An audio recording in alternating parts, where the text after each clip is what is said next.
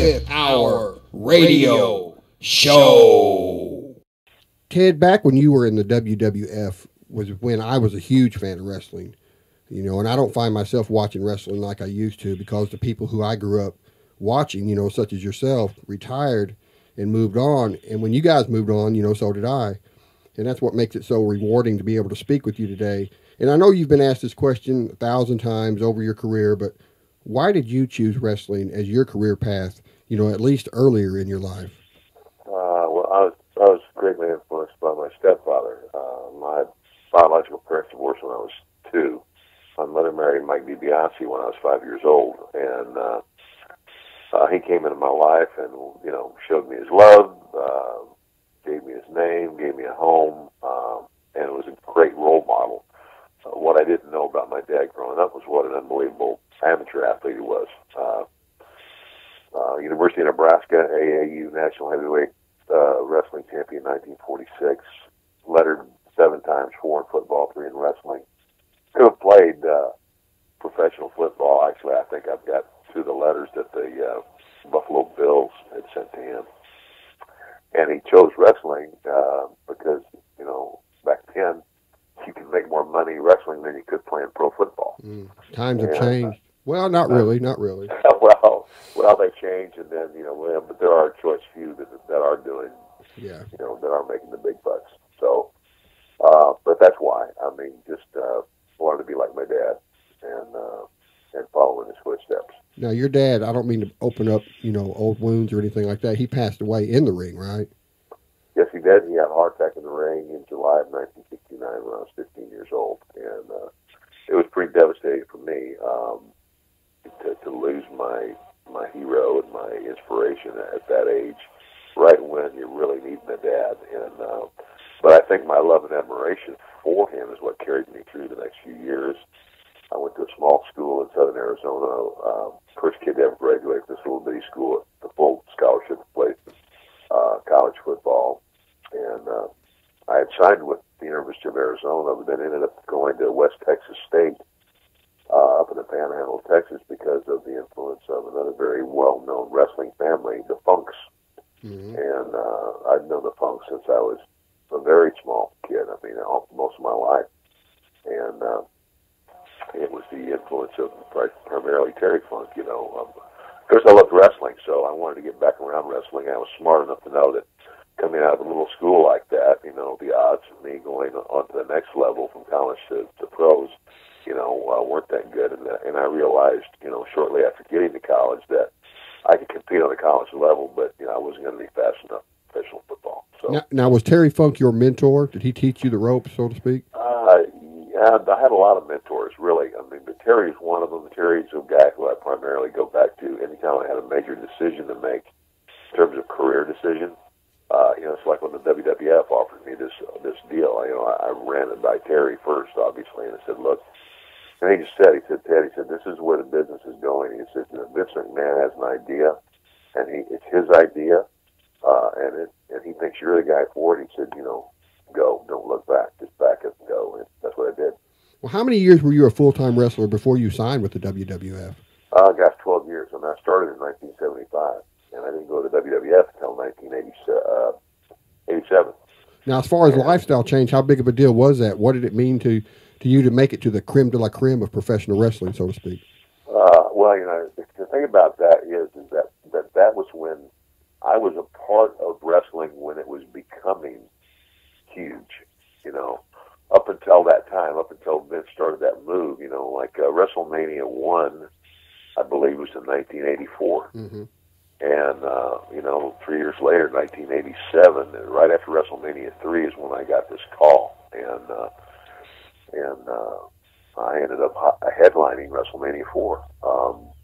But wrestling overall, until that time, was very regional. And on a regional basis, you know, I was very well known, you know, and in terms of, you know, I mean, I was a main event guy. I mean, I wrestled primarily.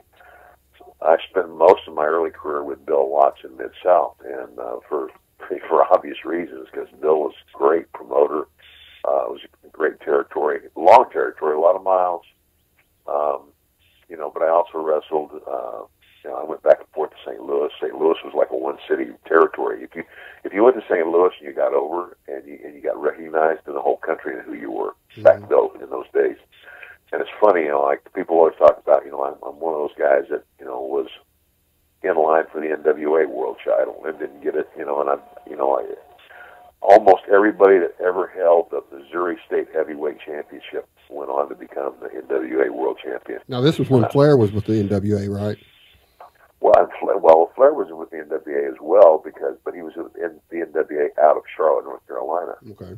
So the NWA covered several territories, and but anyway, I went to the WWF, right as this thing was beginning to really take off, and just was fortunate to be in the right place at the right time, and given an unbelievable gimmick, and so yeah, it was huge. I mean, I guess the difference, the toll on family, and I mean, on a regional level, I still traveled a lot, but I was home more. When I went to the WWF, it was like I was gone. It was like I was 3 weeks on the road, and then I'd go home for a week. Kind of like a truck driver.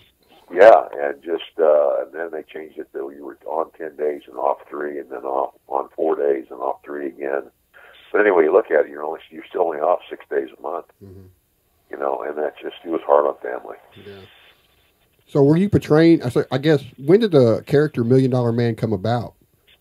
Well, it was Vince McMahon's personal idea. I mean, it was an idea he had, and he, basically the way it was given to me, not by Vince, but by Pat Patterson, who was his right-hand man at the time. He said, Ted, if Vince could be a character, if he were going to put on the tights and become a character in his own company, this is it.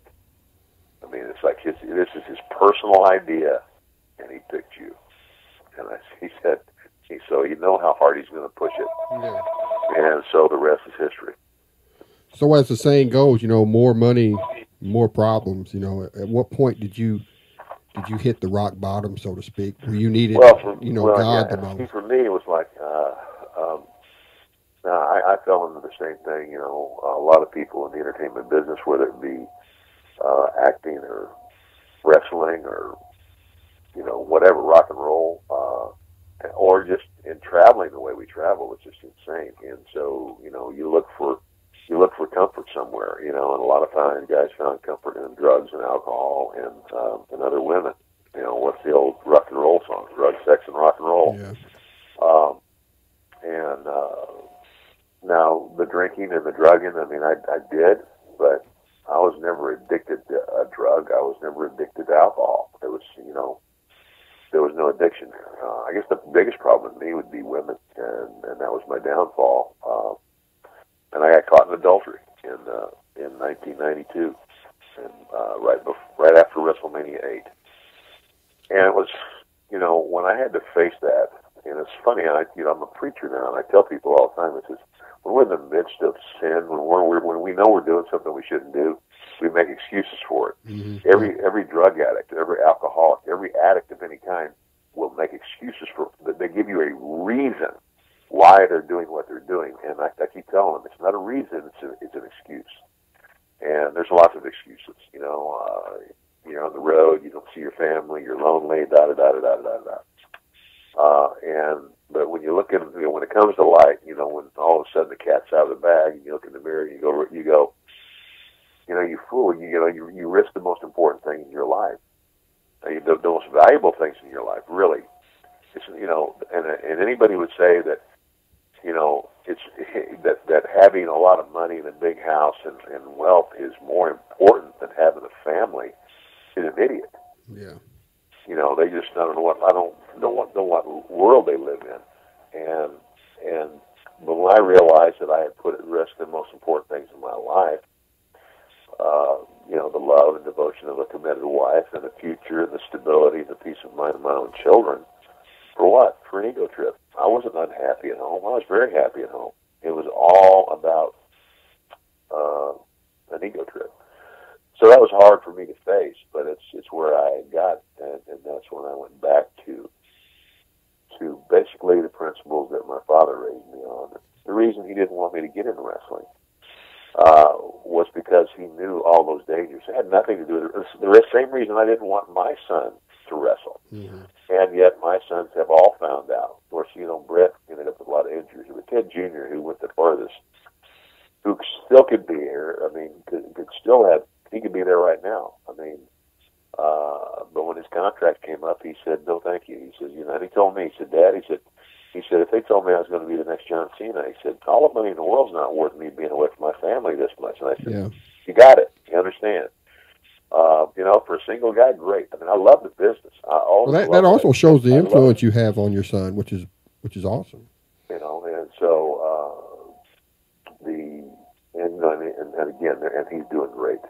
He's become quite the entrepreneur, and he's got so many things going now that it's just ridiculous. I think he's busier now than he was in wrestling, but he's home every night. But yeah, again, I love the business, and I loved entertaining people. And what I did in that ring was fun, and it's not everybody can say I went to work, it was fun.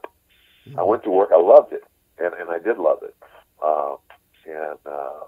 But that had its season, and now I'm doing something that I'm very passionate about as well. That's sharing the love and the joy of Jesus Christ with people, and I'm very passionate about that.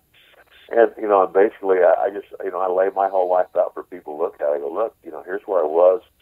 It's like why do I believe what I believe? Because I lived it. Because I went down that road. I rode around in Learjets and limousines. I know what it's like to be famous and be recognized.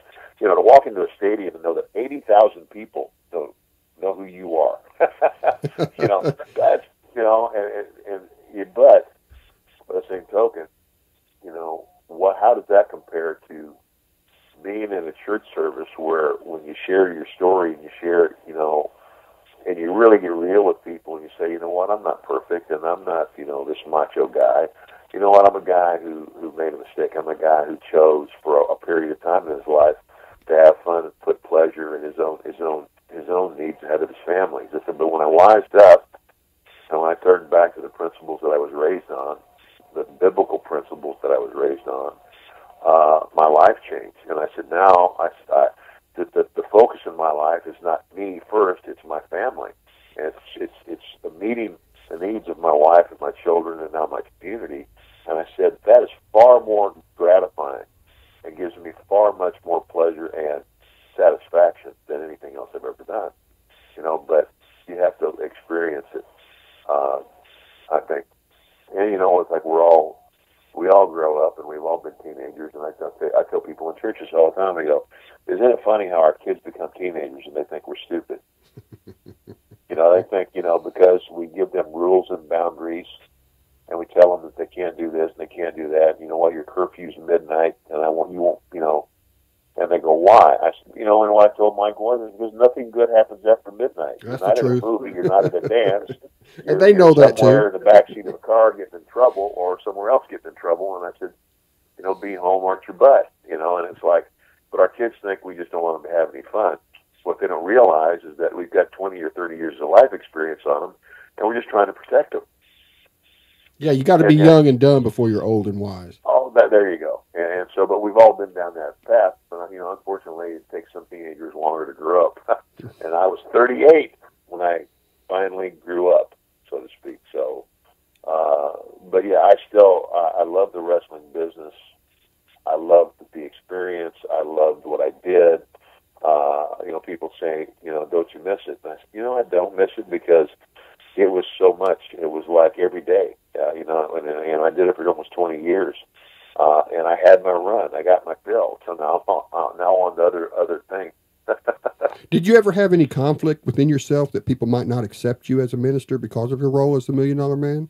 I never had any conflict, but I have run into that from time to time. I've run into the fact that people can't differentiate, or some people prejudge me. They think, oh gosh, pro wrestler, are you kidding? Mm-hmm. What a joke. Or I've had guys come up to me after services and say, you know what, I need to apologize to you because I had judged you before you got here.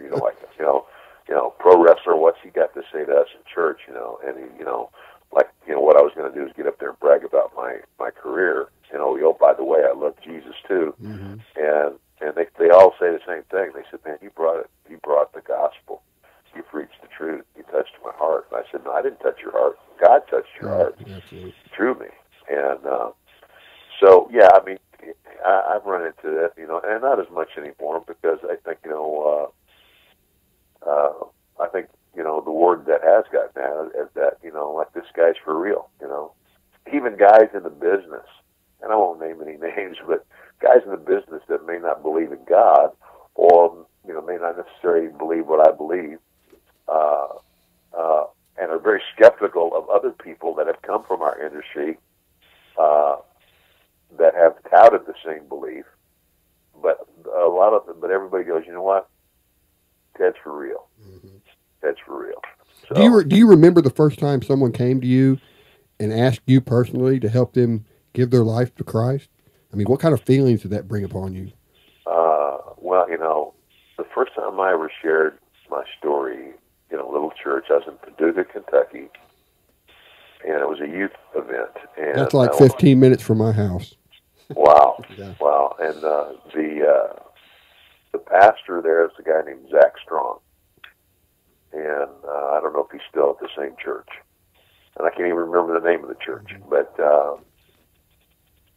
I shared, and he gave the invitation, and these kids started coming forward. And this redheaded teenage kid, probably about 14 or 15, long, tall, and lanky, and freckled faced. I just never forget him. He came up, and he came straight to me. And he threw his arms around my neck and buried his head in my shoulder, just crying. And he said, all my life, my parents and my grandparents have tried to tell me why I needed Jesus, and he said, I just didn't get it. He said, but through what you shared tonight, he said, I get it now, I understand. And I mean, the light went off. I mean, it was kind of like, all of a sudden I realized, oh my God just used me to change this kid's life. Mm-hmm. Was it not the best feeling in the world? Oh my gosh. I mean, it's like, and I tell people that all the time. I said, I've wrestled in front of 80,000 people. That's a pretty big thrill. I said, but it doesn't even come close to that. As in terms of what did this moment mean and what did that moment mean? That one kid and that was the spark for me. That's when it began. And as I started, I was still wrestling. And somebody would hear and word of mouth, and another little church would invite me in. It became like a snowball rolling downhill. The more I spoke, the more I was invited, and then it became a passion. And my passion for wrestling waned. I mean, I'll always have a love for it. I said, but it's not. It was no longer the priority. It was no longer the thing that I got up every day for. Now it's like this is far more gratifying and more important. And eventually it led me to step out and serve God in evangelism, which is what I do now. I'm a full-time evangelist, man. I don't have, I don't work for a church. I'm not on staff for anybody. I'm not the $1 million man. I don't have a cushy bank account. I can't just stop working. I have to work for a living, and I couldn't tell you what I'm going to make next month.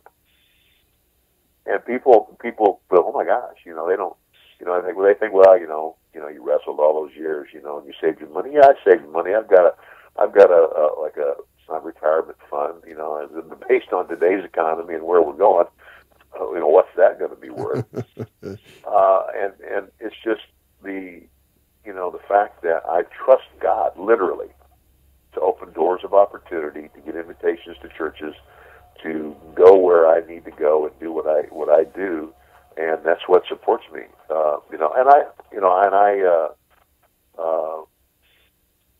And I will say that going to events like a Comic-Con or a wrestling autograph signing of some kind, I do several of those a year, and that helps. Every little bit helps, but it's kind of like I think people see $1 Million Man and think that I really am, or because you can still go buy my action figure in a toy store.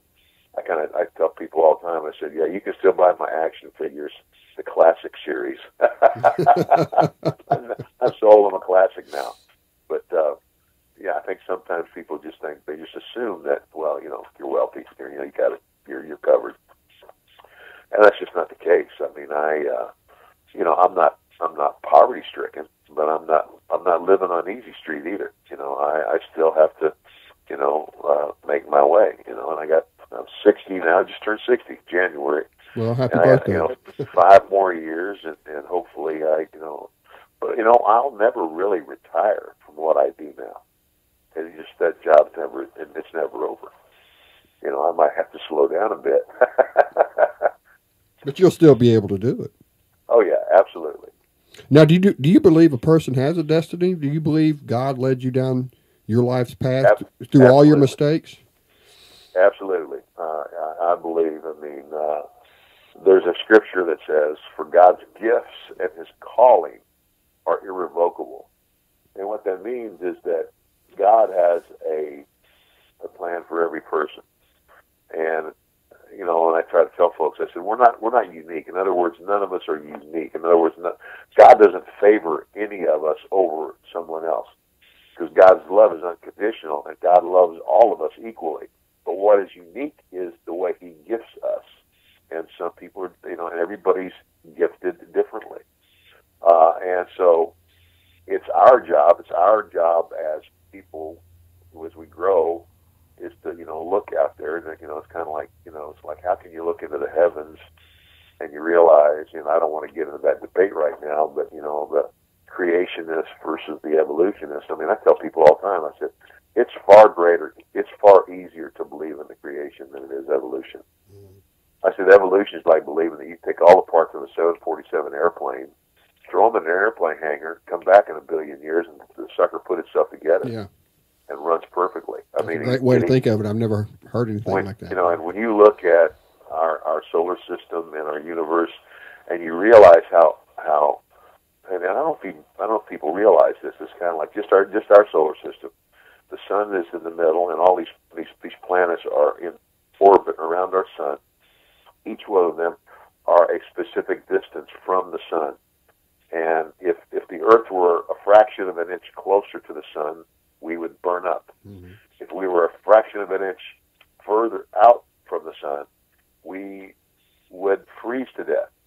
And if our Earth was not rotating in exactly the speed it's rotating in its own orbit and its orbit around the sun, if any of those things, it's kind of like a clock, a watch. If any part doesn't work, none of it works. But somebody wants you to believe that all happened quite by chance. It's just not true. You know, it's not true, man. I agree with you 100%. And it's just, yes, I do believe that, you know, we have to find out what God's plan is for our life, and then begin to walk in it. And so I have finally taken the gifts God given me, and I have an ability, and I have this. You know, when I go and I speak in churches, you know, I'm not a guy that gets up there. I don't have a degree in theology, and I don't have a 4 or 5 point PowerPoint presentation. I speak straight from the heart, and God moves, and people get saved, and lives get changed. And Billy Graham, the greatest, in my opinion, the greatest, you know, modern day evangelist of all time, irregardless of denomination. If you ever hear Billy Graham preach, there's nothing.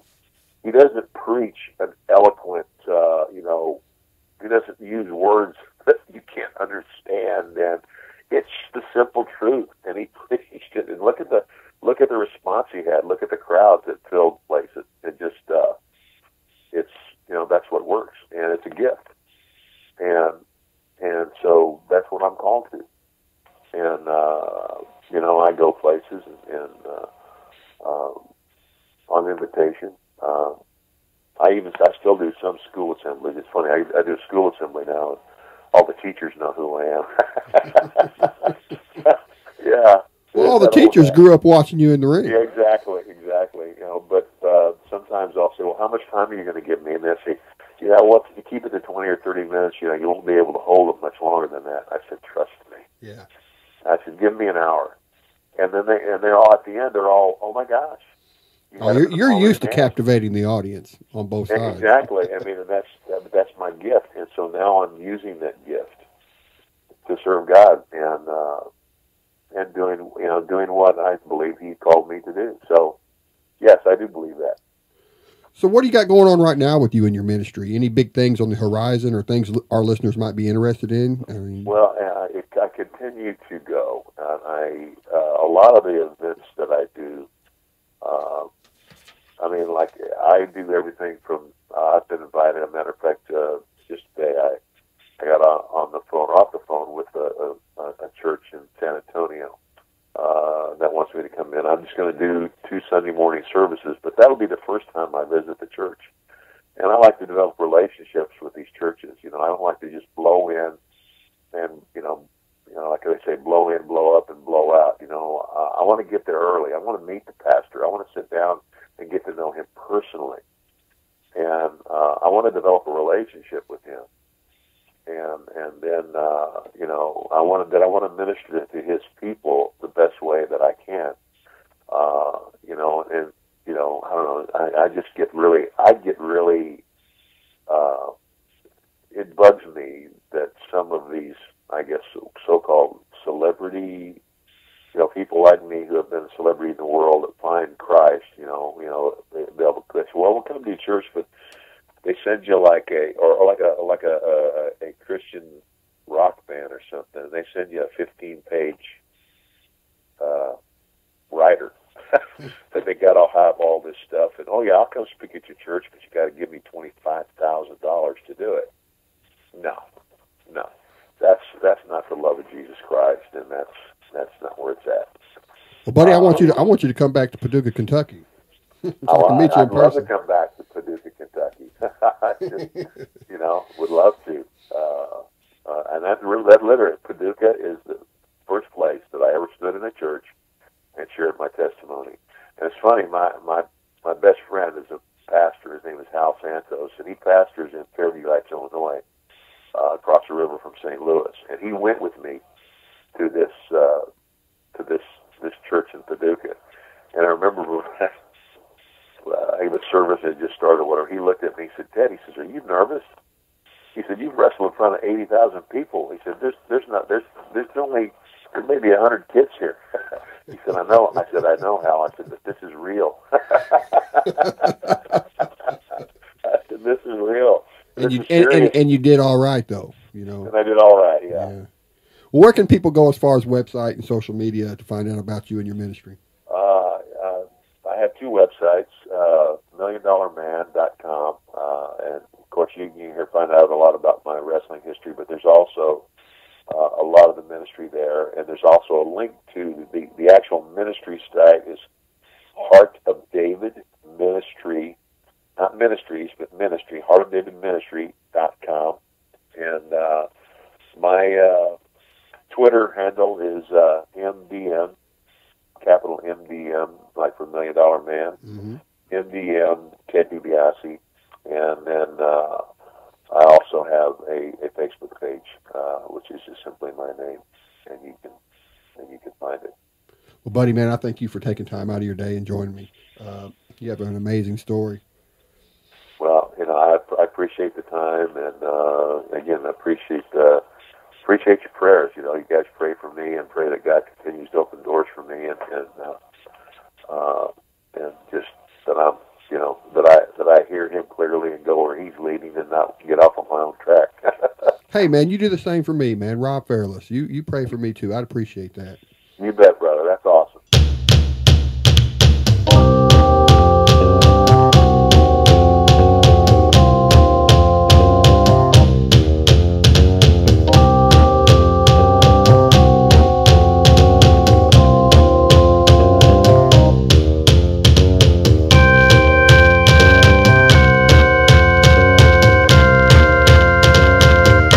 The 25th Hour Radio Show.